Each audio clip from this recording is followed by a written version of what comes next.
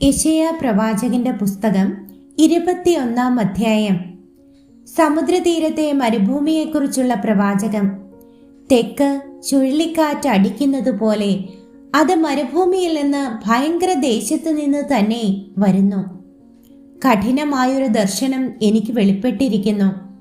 ദ്രോഹി ദ്രോഹം ചെയ്യുന്നു, കവർച്ചക്കാരൻ കവർച്ച ചെയ്യുന്നു.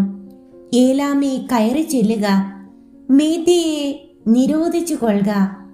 അതിൻ്റെ ഞരക്കമൊക്കെയും ഞാൻ നിർത്തിക്കളയും.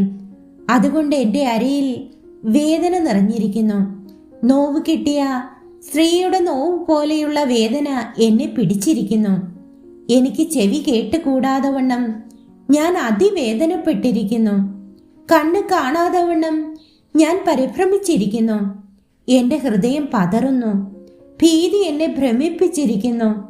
ഞാൻ കാംക്ഷിച്ച സന്ധ്യാസമയം അവൻ എനിക്ക് വിറയലാക്കി തീർത്തു. മേശ ഒരുക്കുവിൻ, പരവതാനി വിരിപ്പിൻ, ഭക്ഷിച്ച് പാനം ചെയ്യുവിൻ.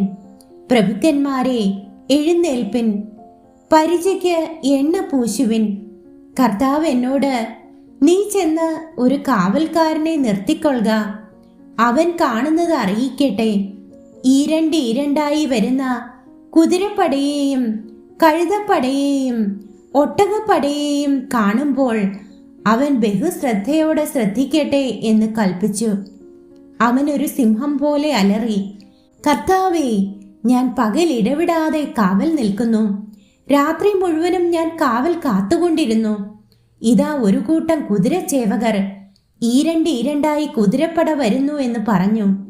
വീണു, ബാബേൽ വീണു, അതിലെ ദേവന്മാരുടെ വിഗ്രഹങ്ങളൊക്കെയും നിലത്ത് വീണ് തകർന്നു കിടക്കുന്നു എന്നും അവൻ പറഞ്ഞു. എൻ്റെ മെതിയെ, എൻ്റെ കളത്തിലെ ധാന്യമേ, ഇസ്രായേലിന്റെ ദൈവമായ സൈന്യങ്ങളുടെ യഹോവ അരുളിച്ചെയ്ത് ഞാൻ കേട്ടിട്ടുള്ളത് നിങ്ങളോട് അറിയിച്ചിരിക്കുന്നു. ധൂമയെക്കുറിച്ചുള്ള പ്രവാചകം. കാവൽക്കാരാ, രാത്രി എന്തായി? കാവൽക്കാരാ, രാത്രി എന്തായി എന്ന് ഒരുത്തൻ സെയീരിൽ നിന്ന് എന്നോട് വിളിച്ചു ചോദിക്കുന്നു. അതിന് കാവൽക്കാരൻ, പ്രഭാതവും രാത്രിയും വന്നിരിക്കുന്നു. നിങ്ങൾക്ക് ചോദിക്കണമെങ്കിൽ ചോദിച്ചുകൊള്ളുവിൻ, പോയി വരുവിൻ എന്ന് പറഞ്ഞു. അറബി ദേശത്തെക്കുറിച്ചുള്ള പ്രവാചകം. ദേദാന്യരുടെ സാർദ്ധഗണങ്ങളായുള്ളോരേ, നിങ്ങൾ അറബിയിലെ കാട്ടിൽ രാപാർപ്പിൻ. തേമാ ദേശനിവാസികളെ, നിങ്ങൾ ദാഹിച്ചിരിക്കുന്നവന് വെള്ളം കൊണ്ടു ചെല്ലുവിൻ. ഓടിപ്പോകുന്നവരെ അപ്പവുമായി ചെന്ന് എതിരേൽപ്പിൻ. അവർ വാളിനെ ഒഴിഞ്ഞ് ഓടിപ്പോകുന്നവരാകുന്നു. ഊരിയ വാളിനെയും കുലച്ച വില്ലിനെയും യുദ്ധത്തിന്റെ കുടുമയെയും ഒഴിഞ്ഞോടുന്നവർ തന്നെ. കർത്താവ് ഇപ്രകാരം എന്നോട് അരുളി ചെയ്തു. കൂലിക്കാരന്റെ ആണ്ട് പോലെയുള്ള ഒരാണ്ടിനകം കേദാരിന്റെ മഹത്വമൊക്കെയും ക്ഷയിച്ചു പോകും. കേദാര്യരിൽ വീരന്മാരായ വില്ലാളികളുടെ കൂട്ടത്തിൽ ശേഷിക്കുന്നവർ ചുരുക്കമായിരിക്കും. ഇസ്രായേലിന്റെ ദൈവമായ യഹോവയല്ലോ അരുളി ചെയ്തിരിക്കുന്നത്.